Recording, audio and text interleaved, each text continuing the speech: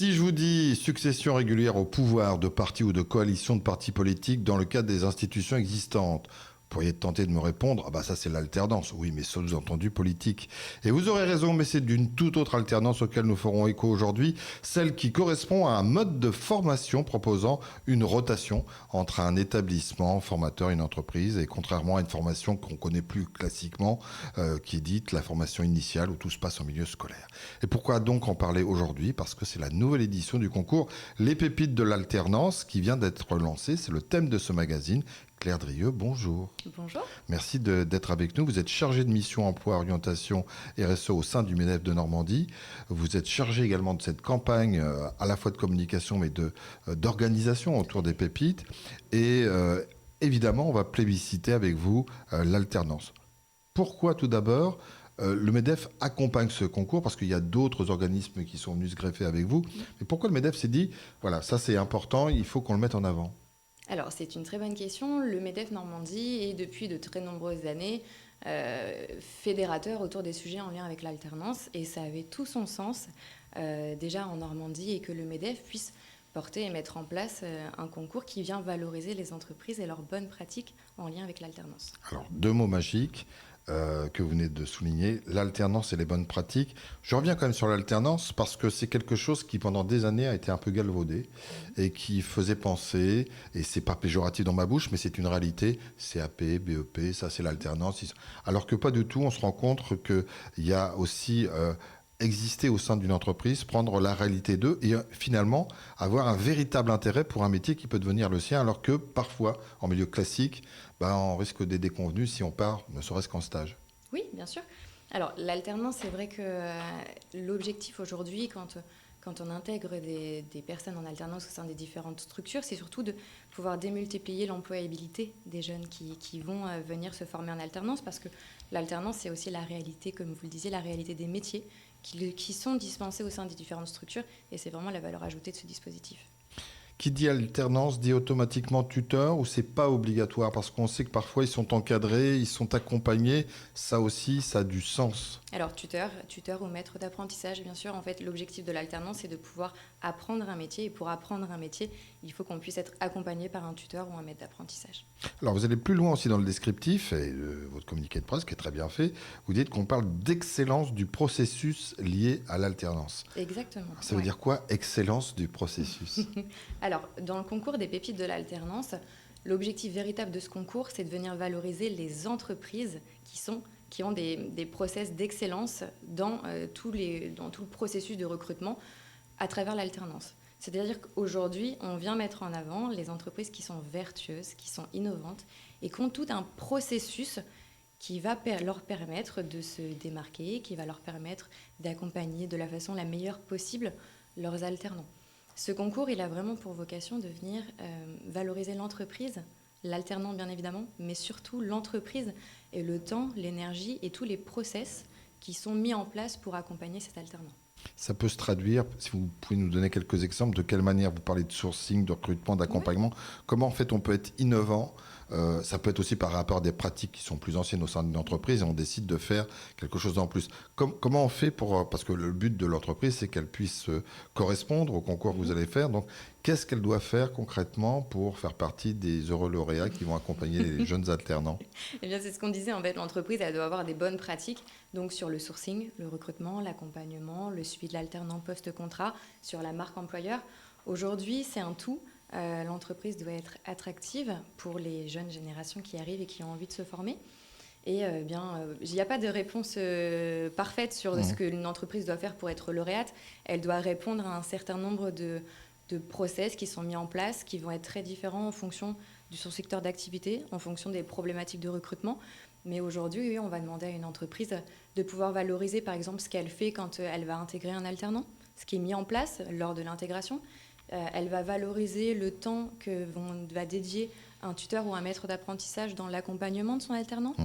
C'est très très large, mais c'est de façon générale comment une entreprise peut être vertueuse dans tout ce processus d'accompagnement d'un alternant.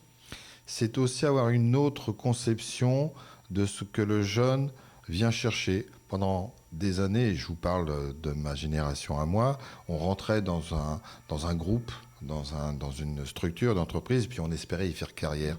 C'est plus tout à fait la même vision qu'ont les jeunes qui, en fait, viennent chercher des valeurs à travers l'entreprise et pour voir si elle leur ressemble. Alors je ne dis pas que l'argent ne les intéresse pas, mais on a presque parfois l'impression que c'est secondaire par rapport à ce qu'ils ont envie de faire et s'accomplir au sein d'une entreprise. C'est là aussi que vous attendez les entreprises quand vous dites vertueuses, process ou pas? En fait, en effet, aujourd'hui, les jeunes recherchent des valeurs dans les entreprises dans lesquelles ils vont postuler. Le concours, il est très large. Les critères d'évaluation, vous avez à peu près 40 critères d'évaluation, 40 questions qui sont assez spécifiques sur différents secteurs qu'on va évaluer, ce dont on disait tout à l'heure, marque employeur, sourcing, recrutement, accompagnement, etc. Les valeurs, on ne va pas venir évaluer les valeurs d'une entreprise à proprement parler. On va venir évaluer ce que l'entreprise fait ressortir, par exemple, dans une offre d'emploi. Qu'est-ce qu'elle va mettre en avant? Est-ce qu'elle va mettre en avant sa marque employeur? Est-ce qu'elle a un processus RSE dans son entreprise? Comment elle accompagne? Comment elle fait en sorte que ses alternants restent? Comment elle fait en sorte de les fidéliser? Si l'entreprise n'a pas la capacité de pouvoir garder son alternant, comment elle va l'accompagner? Tout simplement vers une poursuite d'études ou vers une autre vie professionnelle. Est-ce qu'il y a un réseau professionnel qui va être mis en place? Est-ce qu'il y a un contact qui va être gardé avec l'alternant? C'est vraiment, vraiment très large en fonction des différents critères d'évaluation. C'est à la fois très large et à la fois spécifique dans des critères qu'on va venir chercher. Sur ce dossier de candidature, vous avez des questions auxquelles il faut répondre, qu'il faut argumenter. Et dans toutes ces questions... C'est pas que des petites croix qu'on coche, non, il faut pouvoir avoir un petit peu de background. Exactement, dans cette grande rubrique d'évaluation, il y a des questions auxquelles il faut répondre. Et voilà, on a bien orienté les entreprises pour qu'elles puissent imaginer un petit peu ce qu'on attend dans les critères d'évaluation, puisque, encore une fois, ce concours est ouvert à toutes les organisations privées de Normandie, quel que soit leur secteur d'activité, quelle que soit leur taille. C'est-à-dire que dans ce concours, l'objectif, et c'est ce qui va vraiment en faire la valeur ajoutée de ce concours-là, c'est de se dire qu'on va avoir des entreprises qui vont avoir des secteurs d'activité complètement différents, des tailles d'entreprises complètement différentes, et c'est ce qui va faire la richesse. Et pour pouvoir évaluer des entreprises qui sont pleinement différentes, il faut des critères d'évaluation, en effet, auxquels elles vont pouvoir répondre de façon à la fois spécifique et en même temps qui permet de valoriser leur activité.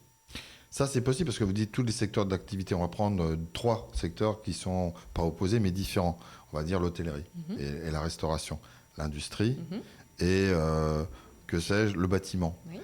Les mêmes critères peuvent s'appliquer ou est-ce que là, on va jouer différemment en fonction d'eux parce qu'on se doute que ce n'est pas les mêmes métiers, mais en revanche, l'accueil, l'offre d'emploi, la manière de recruter peut être la même pour tous. Les questions seront identiques. Les questions du questionnaire, du dossier de candidature sont identiques. Et bien évidemment, on sait qu'en fonction des secteurs d'activité, les réponses vont être différentes. Mais là, ce qu'on va venir évaluer, ce n'est pas le secteur d'activité. Ce qu'on va venir évaluer, c'est les process que les entreprises vont mettre en place. Donc, évidemment, les réponses seront différentes.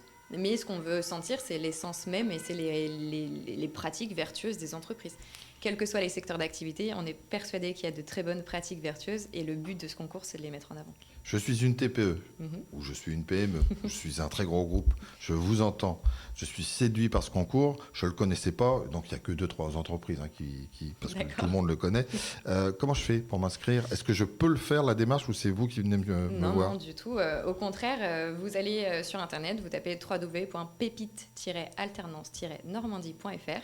Vous faites une demande de dossier de candidature, vous allez recevoir vos codes d'accès et vous aurez accès à tout le dossier de candidature, vous verrez toutes les questions et puis j'aurai le plaisir de rentrer en contact avec vous pour voir si vous avez potentiellement des interrogations sur ce dossier de candidature. Jusqu'au 1er décembre. Jusqu'au 1er décembre.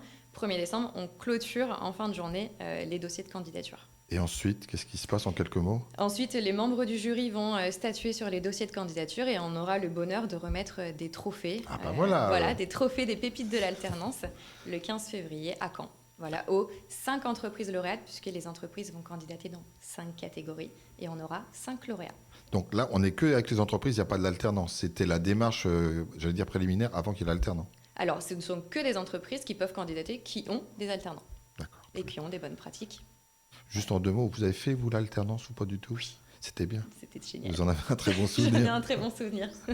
Merci beaucoup Claire Drieux Merci à vous. d'être passée par nos studios pour nous parler de ce rendez-vous important et éminent, les pépites de l'alternance en Normandie, c'est ce qui nous intéresse. Merci encore. Merci. Et vous le savez, vous pouvez retrouver notre magazine en podcast, aussi bien audio que vidéo, et sur notre site Radio Sensation. Merci, au revoir.